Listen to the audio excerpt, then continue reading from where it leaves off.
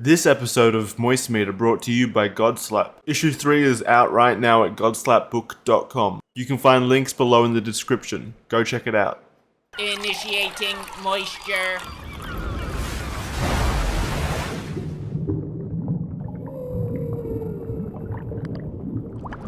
Welcome to the Moist Meter. Today we're taking a look at Scream 6.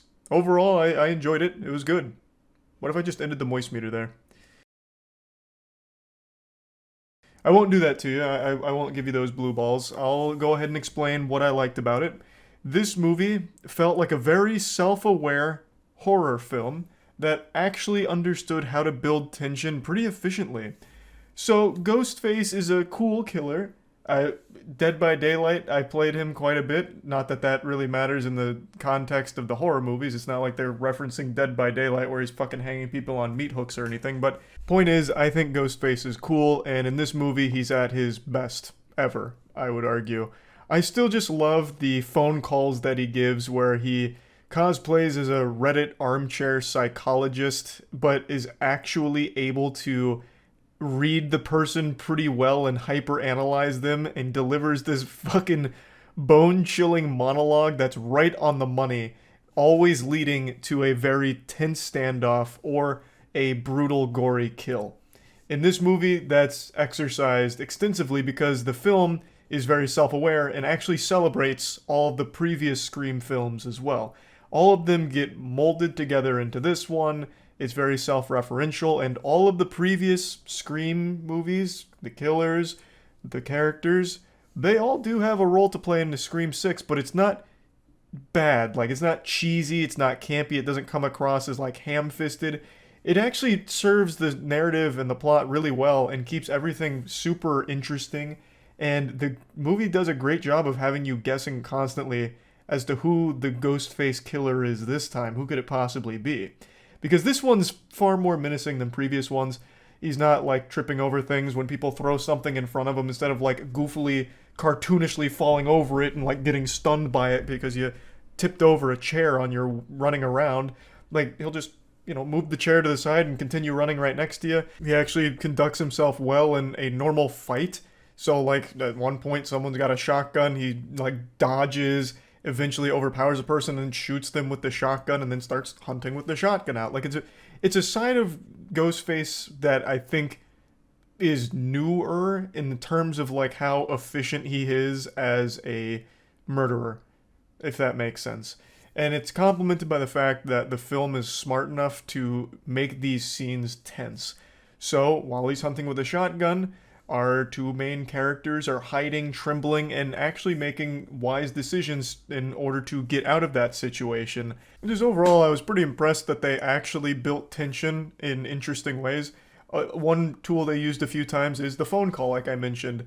And they keep it very on edge. Like, you're literally talking to the murderer, and you know he's got to be nearby since he's talking to you, and he's like fucking threatening you, letting you know, like, you are about to die. I mean, the fat lady's about to sing here, bub.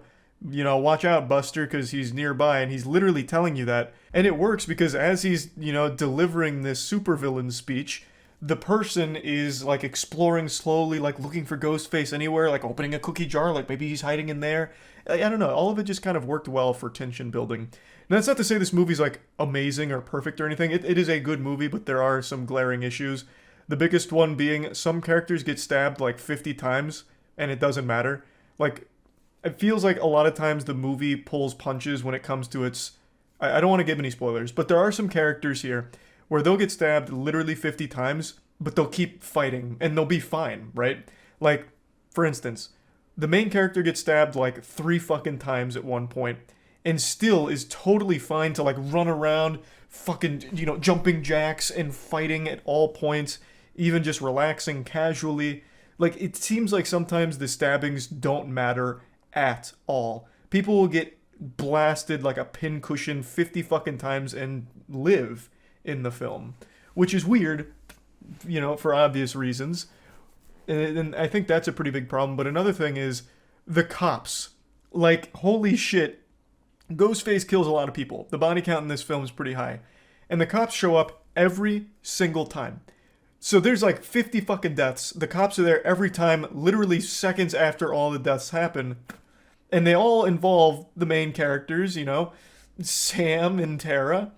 And for some reason they don't think like, a lot of people are dying around Sam and Tara right now in this group. Maybe we'll leave like an officer behind just to kind of like check it out. Because, I mean, he might strike again because he's killing every fucking hour, basically. Why don't we just leave a squad car behind just to see if maybe we get lucky and catch the killer here, right? Like, the cops are always showing up, but they never do anything preventative, and they never really act on anything or, like, investigate very well or really do anything helpful whatsoever. Another thing I also didn't really like, and this one's more of a personal preference, but I don't like when it gets meta. So like I said, this does celebrate previous Scream films, but it also celebrates horror films in and of themselves. Because, I mean, you know, this isn't the first time Scream's done something like that, but it's very in your face about it. So a character's giving a speech like, this isn't just a horror film, we're in a horror franchise right now, so all of us are suspects. And then goes down the list of why each person's a suspect based on horror movie tropes. And I just don't really like when it gets meta. I get why it's there, but for me personally, that always just feels yucky. I don't know, I've just never really liked that. So that wasn't really for me, that little flavor sprinkling in like horror movie tropes and like literally calling it out while still also acting on some tropes.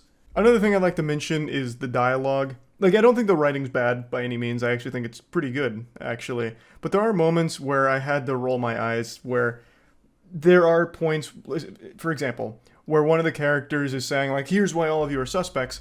There's a lot of times where they're like, you're probably ghost-faced. Well, you're probably ghost-faced. And then, like, explaining you're ghost-faced, this. It's just not very subtle when it comes to the way characters speak to each other. It's, like, very in your face.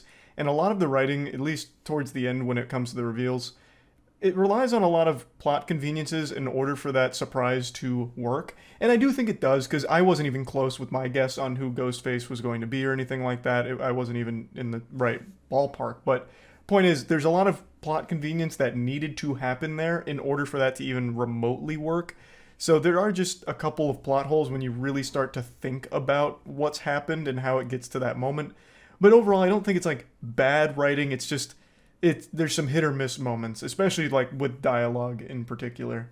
One thing I'd like to point out is there are so many times in this film, especially towards the end, where the theater started clapping. Like, I felt like I was in a fucking Marvel film and they just saw Spider-Man announced for the first time. Like, this was the most applause I have heard in a movie in a long time. And it happened, I think, 3 times at the end, roughly. And I was blown away. I was like, holy shit, like, everyone here is, like, super invested, clearly. Like, what the fuck? And that's a great thing. But I wanted to make mention of that because I thought that was so wild. I'm actually kind of doing a disservice explaining this because it wasn't just like clapping, not like golf claps. I'm talking like uproarious applause and like even some cheering at some point.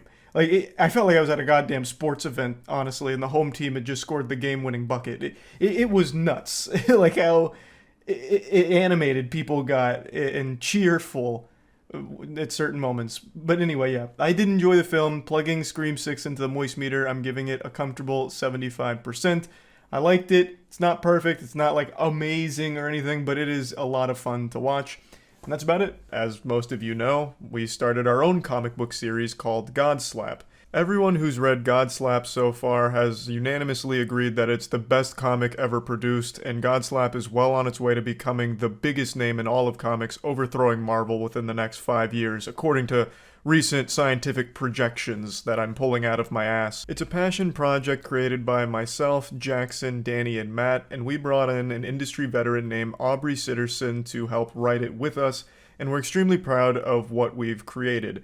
Issue 1 and 2 are already out, and Issue 3 came out today, as of right now. Issue 3 is available at GODSLAPbook.com, and per usual, this is the standard cover, but we also have 2 limited edition variants, which will only exist until they're sold out, and then they'll never be reprinted. So they're available at GODSLAPbook.com.